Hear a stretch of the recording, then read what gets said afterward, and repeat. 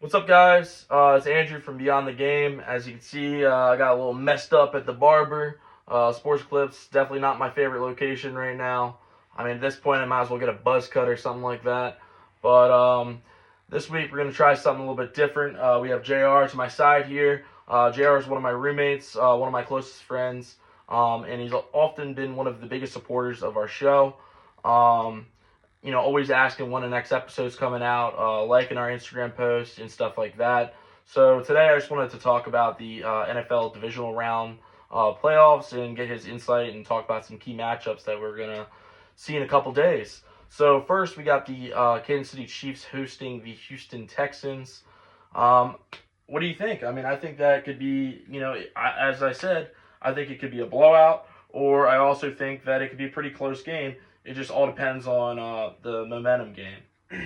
Yeah, man, I agree. I think Houston, the key to success is going to be C.J. Stroud playing his best football, all year long. The run game didn't look bad against the Chargers, but it looked good enough to get the job done.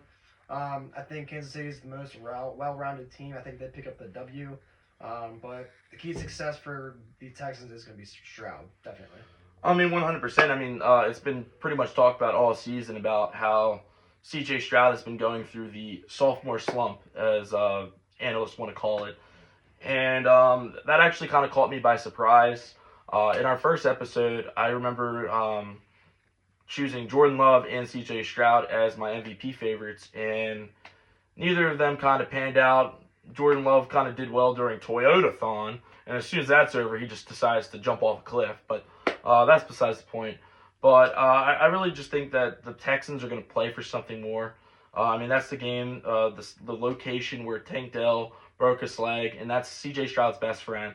And, I mean, last game there was a video of Stephon Diggs and Dell coming out in the tunnel and supporting their team, which I have a lot of respect for that. I think they're going to come with something more, but I just don't think it's going to be enough. I just think that this Kansas City team, yeah, a lot of people are saying, oh, they're the worst 15-2 team in league history. I don't necessarily agree with that. I mean, yes, there's a lot of calls that, could have went a different way and they would have lost the game. And there's the important statistic that I don't know if they scored it in the last game. Well, no, they got shut out in the last game. Did they go the whole season without scoring 30-plus points? I'm pretty sure because I'm pretty sure the very last game was the game that they didn't do it. And it's like they were on the list with like the Patriots, the Raiders, the Jags. Like these are all, top 5 pick teams, and then here's the top team in the league. So I just think that's really impressive. But I got to give credit to Steve Spagnuolo and the defense. I mean, obviously something's got to be working if they're not having to score all these points, and especially in a league like today where you're expected to score 30 to 35 points a game. And they didn't do it. And they still were able to win. And honestly, I think that this is arguably one of the better Kansas City teams that we've seen the past few years. I mean, last year I think was the most vulnerable that they will ever be. I mean, coming into Baltimore in the AFC Championship, and I think they were even, I think Buffalo was even favored in the divisional round last year. It was the first year that Mahomes and the Chiefs had to go on the road, and that was like a big thing of like, oh, they've never played away from Arrowhead in the playoffs, but they got it done. Mm-hmm. And they went to Vegas and they won the Super Bowl, and no one can take that away from them. They have won 3 Super Bowls, and now they're on the bridge of possibly winning a 4th and becoming the first team in league history to three-peat. I mean, if Tom Brady and the Patriots couldn't do it, I think the next bet is Patrick Mahomes and the Kansas City Chiefs. Yeah, I agree. I think the wide receiver core has gotten a lot better this year. The additions of D-Hop, Marquise Brown, I think they're really good pickups for them. We'll see what happens. Yeah, I mean, D-Hop's not the same guy that he used to be, but, he's always finding a way to get open. And, I always would say that with Travis Kelce. Like, there's certains in life. Life, death, taxes, and Travis Kelce's always open. I don't understand. And now they got multiple guys that are always open. Pacheco's back. Hollywood Brown, as you just mentioned, is back. He's starting to get into the swing of things. I know, as a Steelers fan, probably not too happy with him with that catch against the Steelers on Christmas. That wasn't a catch, but, that doesn't matter. But, I'm going with the Chiefs. I just think that, it's going to be very hard to beat them. I could very likely see them going to New Orleans and becoming the first team to three-peat. Next, we got the Eagles and the Rams. I think that honestly might be the second best matchup in the divisional round. I think the Rams are a hot team, and it's every year. Every year, someone always seems to count them out ever since they won the Super Bowl, because the Super Bowl year, they were known of, they traded all those picks to get Odell Beckham and stuff like that. So, like, they were pretty much known. The owner was like, fuck them picks. Like, it didn't matter. But, now they're slowly, like, after the Super Bowl, they're slowly, like, retooling through the draft. And it's not these early round picks. I mean, you got Kyron Williams, Puka Nacua, who are 4th and 5th round picks. And, those are usually the rounds where you're finding, full-time backups or, practice squad players. And these are two players that are arguably top 10 in their position in the entire league. And they're so young. And they're young. And they're not getting paid, but, it's rookie salary. Yep. And they're not first-round talent. So, they're getting maybe $900,000. Like, that's about it. And, I got to give Matthew Stafford a lot of credit. Obviously, all those years in Detroit, it was like Matthew Stafford's good, but he's on a bad team. And, like, I still see I see resemblance with Justin Herbert, for an example. Everyone likes to claim that Justin Herbert's this all-star quarterback, this Pro Bowler and everything, but he can't get it done when it counts. He's 0-2 in the playoffs. He threw 4 interceptions last week. So, like, I see the similarities. But, I mean, can we just talk about that Matthew Stafford for Jared Goff trade? I mean, that's got to be one of the best. Biggest heists. I wouldn't say heist. I would say just biggest win-win for both teams. I mean, yeah, true. Look, Stafford won a Super Bowl. I think it was the first year that he was there. First or second, yeah. And then obviously Jared Goff was able to, be a vital force of, building the Detroit Lions that we know today. I mean, for years, us growing up, it was the Lions were the laughingstock. They're one of 2 teams, including the Cleveland Browns, that have lost every game. They were 0-16. I mean, that's embarrassing. But I'm glad to see the Lions playing well, and we'll get into that. But what are we thinking about this matchup? I mean, it's in Philadelphia, and Philadelphia's a tough place to play. Philly's tough environment. We all know the fans are toxic. Jalen Hurts is playing better football as of late. Saquon Barkley's one of the leading front runners for the MVP. Dallas Goedert's a force to be reckoned with. AJ Brown's, same deal with him. Man, he's over here reading books. Yeah, he's over here reading books. He's got so much time on his hands. But, yeah. With the Rams being so hot, man, I think it makes it a really interesting matchup. I still have the Birds taking it. I think the Birds have the more well-rounded team. I'm going to go with the upset. I just think the Rams are, led by a more mature quarterback and a better coach, in my opinion. I think I can't ever doubt McVay and Stafford. I think that's one of the best pairings in the league. And my reasoning why is because I think the Rams are playing for so much more.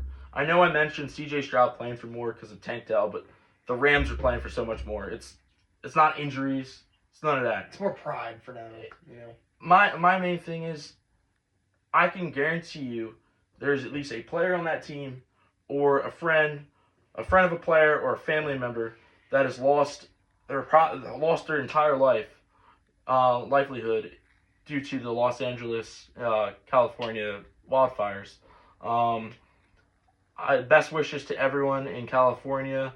It's just a terrible tragedy, and I hope that you all get the help that you deserve. But that's just why I think that they're just going to play for so much more. Like I think back to the 2013 Red Sox. That was the year that the bombing at the Boston Marathon happened, and that team rallied behind that. And another thing that they did was they all grew playoff beards. Something like that. They had fun with it, but they rallied behind this terrible tragedy, and came together as Boston Strong, as we saw. And then another team that did it, and I know that there's a little bit of controversy around this team, but the 2017 Houston Astros. That was the same year that Category 5 Hurricane Harvey hit Houston and completely devastated the entire city. I saw the Astros just build off that, and Houston strong, similar to Boston strong. Just rallying and realizing that it's so much more than just playing on a diamond or playing on a field. You have the weight of the entire city behind you. So I'm going with Los Angeles. It's going to be a close game. I could see Los Angeles winning it within the last 2 minutes of the game. I think they're both incredible football teams, but I just think that the Rams are playing for so much more. I mean, what do you think about that pass rush for Los Angeles? I mean, they're all literally like 24 or below. Jared Verse, he's got to be the defensive rookie of the They're year. all young guys. They all have a lot to prove. I'm assuming most of them are on their rookie deals. Yeah. They're flying off the ball. It's another other than Verse, like it's another thing to talk about is it's not just Nakua and Williams. It's all these other players that are 4th, 5th round, 6th round picks. These players that you never expect to play, and they're providing a big role for this team, for this playoff team. So I just think that the Rams are something. I think they're the real deal, and I think they're going to pull it off. Do I think they're going to win it all? Probably not. Probably not. But I think it's a cool Cinderella story. We got the Lions and the Commanders. I think that's going to be a great game. But I do see the Cinderella story of the Washington Commanders coming to an end. I just, it's a rookie quarterback, Jay Daniels. You've blown all expectations out of the water. But, Colin Cowherd coming out here and saying, oh, he's the mix of Lamar Jackson and Patrick Mahomes, and like talking, all these comparisons. You're only putting so much pressure on this guy, and I see that with what happened with Stroud last year. Stroud was in the MVP conversation, all that, and then he won his playoff game against the Browns in the wild card last year, and he was looked at as this star quarterback, and then he struggled. Even though they brought in weapons for him, he still struggled, and that's normal for a young quarterback. But I don't see it being a blowout or anything like that. I just think Detroit is they're a juggernaut. I honestly think Detroit's the best team in the league, and that's crazy to say because they have the amount of injuries that team has went through this year. I mean, Aiden Hutchinson, I think that was like week 6 or something like that in Dallas. He was a defensive player of the year front runner at that point, and going down, I thought that was it. Like I just thought it was a trickling effect from there. And every week I feel like there's a new player getting injured. Yep. Jamison Williams, I called that. That was my breakout player of the year. I got that one. Just stay away from the casino. But I don't know. I think the Lions are just a different breed, so to speak. And I'm excited. I think Jared Goff's gonna continue to prove the doubters wrong. I mean, I think it's absolutely ridiculous that he's not in the MVP conversation. If you look up his stats, I mean, I'm a Ravens fan, but they're better than what Lamar's stats were last year. And he's not even in the conversation. Yeah, I mean, Jared Goff, even on the Rams, he wasn't that bad of a quarterback. They just the Rams found themselves in a predicament that they had to, offload him. The whole Stafford trade and everything like that, it worked out for Detroit. Like you said, Detroit's a juggernaut. With all their offensive weapons, their defense is playing lights out, from week in to week out. Aaron Glenn's got those boys playing hard, and he's honestly coached his way into getting a promotion. I think there's I'd probably say about an 80% chance that the Lions are going to be looking for a new offensive coordinator, replacing Ben Johnson, and then also a defensive coordinator replacing Aaron Glenn. I think they have proved their way, and I think that, it's always looked at as like these coaching trees. I think McVay's probably got one of the best trees. Andy Reid's very notable. I mean, two of the guys underneath him are literally coaching against each other in a matchup that we're going to bring up next with the Ravens and Bills. But I think we're going to slowly start to see the Dan Campbell tree start to form, and I could see that being a very, very dark, long stretched branch with multiple different branches and stuff like that. I just think that Dan Campbell coaches the right way. Yeah, I definitely agree. I think Detroit plays the same way Pittsburgh does. Hard, gritty football. Run the ball, stop the run. Offense looks great from Detroit, so I have them taking it. Yeah, it would be pretty cool for the Commanders to win. My stepdad Tony, big Commanders fan. It's really cool. Like I remember he sent me a text right after, and like it's just so cool to see these fans that have been fans for so long, waited through the terrible ownership of Dan Snyder. And, it's really rewarding. Like, it would be cool to see. Like, I wouldn't be mad if the Commanders won the Super Bowl. I wouldn't. And also you'd have Jaden Daniels going back to Louisiana, where he went to college. It's a pretty, as I said before, it's a Cinderella story, but I think it's pretty cool. But I still just got the Lions just taking over. I think the Lions are the better team, and they are getting healthier. They had the bye. But, as previous years have shown, the byes Could hurt. It can also hurt, because you have teams like the Rams that are getting hot at the right point. And, consistent playing, consistent practicing and stuff like that, it only makes, the momentum and stuff better. So, watch out. I really could see, as I said, I have the Rams winning and I have the Lions winning. I think we could see a Detroit Lions and Los Angeles Rams NFC Championship. Golf versus Stafford. There's a storyline there. Yep. But going into the last matchup, we got the Ravens and the Bills. I see you laughing over there. I'll let you go first. This has to be the best matchup of the divisional round. If not the best matchup of the weekend, you got Lamar Jackson playing his arch rival, I would say one of his arch rivals, in Josh Allen. Two very talented quarterbacks, two very talented offenses. Defense is a little shaky at times. Baltimore's defense has come on hot these last 5 weeks. Buffalo's defense has been kind of pretty steady these last couple of weeks. I might shock you with this pick. I'm taking Baltimore for this one. Okay. That's really surprising. Big Steelers fan over here. We'll talk about Mike Tomlin on a different segment, but yeah. But it has to be the top matchup. You got it's a matchup between MVP, MVP frontrunner and MVP number 2. Yep. And I'm not gonna sit here and say Lamar's the MVP just because I'm a Ravens fan. I'm gonna let the audience decide. There's a committee that votes. I'm not part of that committee. If I was, I'd probably vote Lamar, but I don't know. We'll just be. I'm not trying to be a little biased here, but I think they're 1A and 1B personally. I did see reports that it's going to be about 8 degrees with snow. There's been murmurs that Lamar can't play in the cold weather, and I think that is complete BS. I'm from Maryland. In Baltimore, it's cold around this time of year.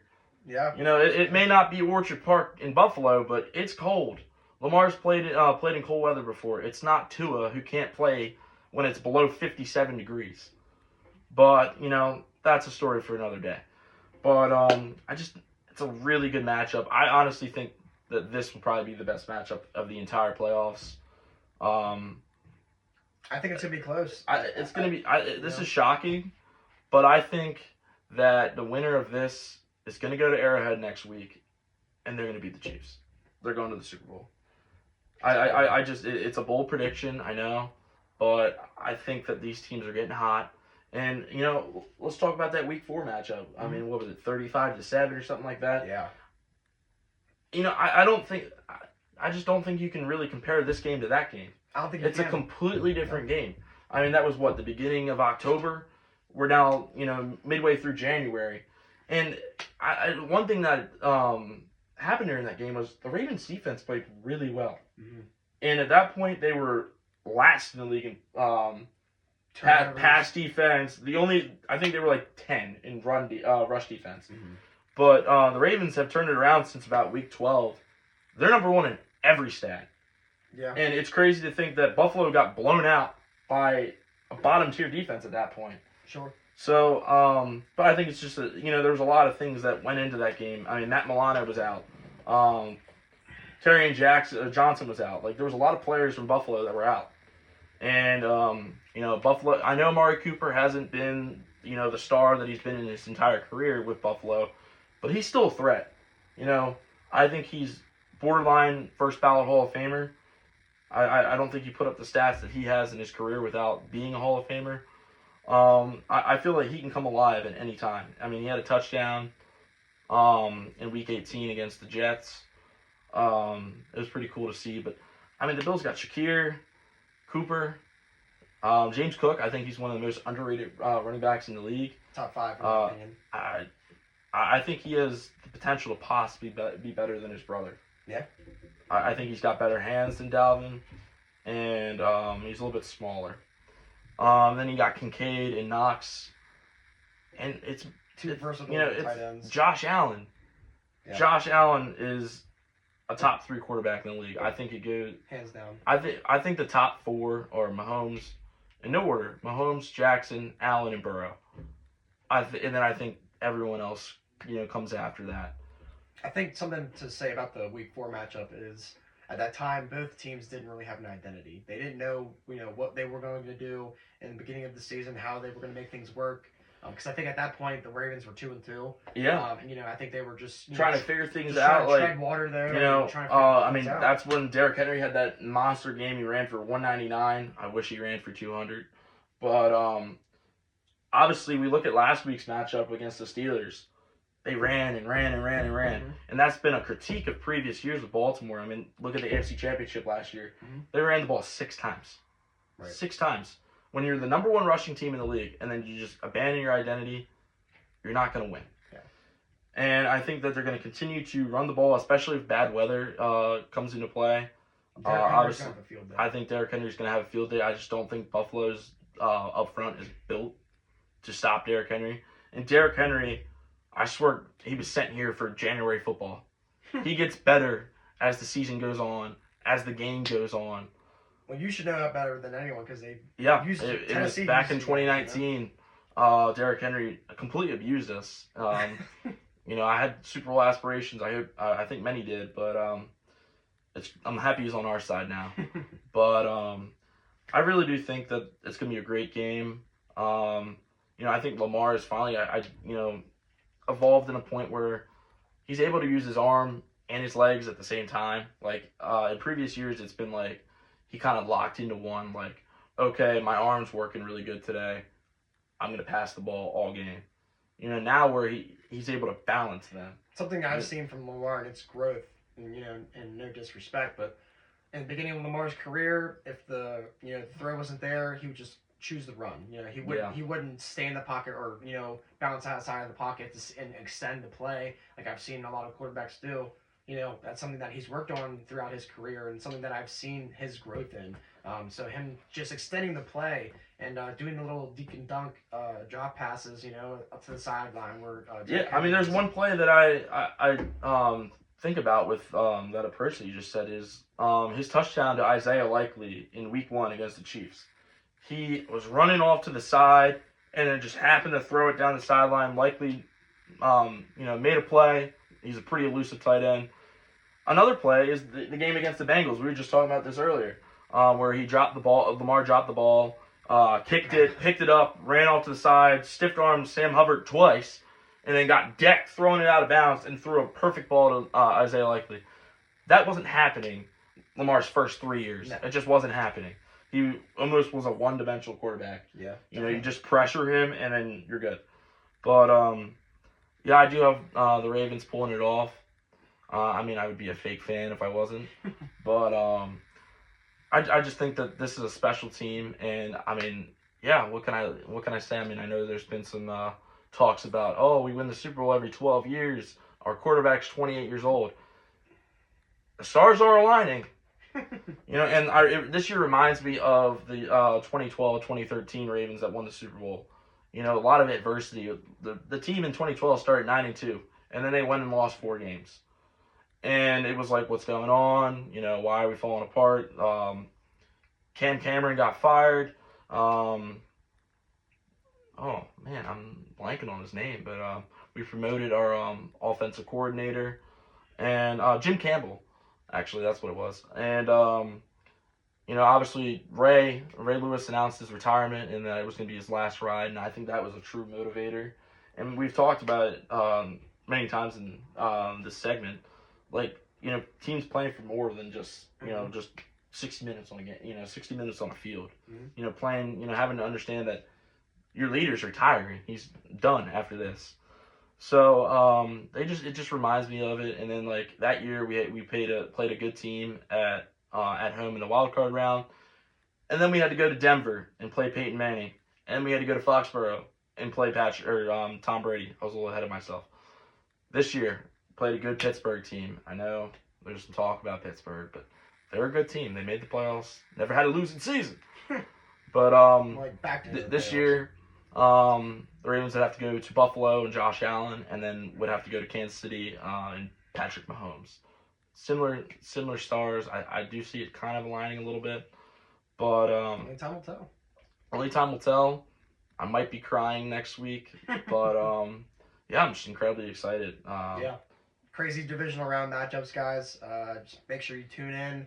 I know we'll be watching here at the house. Yeah, and important announcement. We will be back in studio for episode 11 next week.